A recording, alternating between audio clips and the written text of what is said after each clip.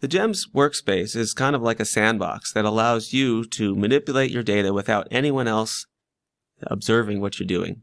No one else has access to your workspace except you. You can upload data as you please. You can pull data from the repository and link it into your workspace. And you can even make all sorts of versions that you never commit for anyone else to see. It's just kind of a proving ground for you to work with.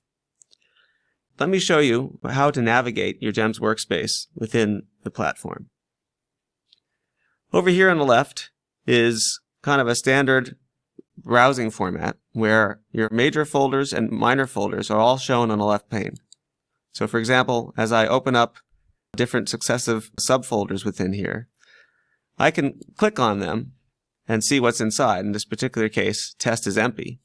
If I click on this subfolder of my workspace called demo, what I see in addition to the folder test, there's several files over there. And in turn, if I click on any of these files, what I can see is a preview of what's in each of those files. And this would be in spreadsheet-like format.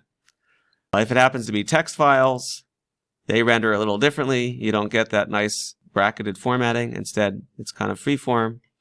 But each of the different file formats, PDFs, and various other things have their own rendering view over here on the right.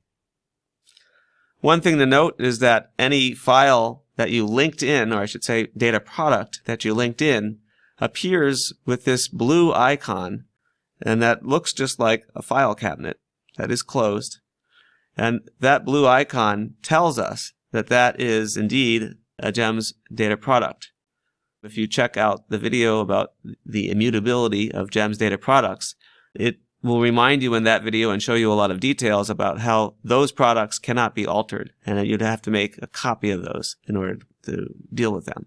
So I recommend, if you want to manipulate those kind of data products, check out that video. In this case, I'll just show you the very basics that you can see the product itself. This is the metadata that you can scroll through. And as well, there is content that you can look at. In this particular case, this is a very complicated data product in the case that it holds a zip file, but also different file folders.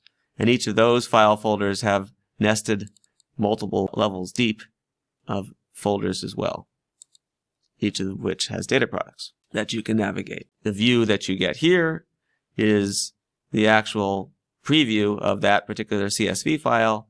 And this is information about the metadata for each column in that CSV file and what ontologies that they might match, as well as what are the data types of each column as you go through.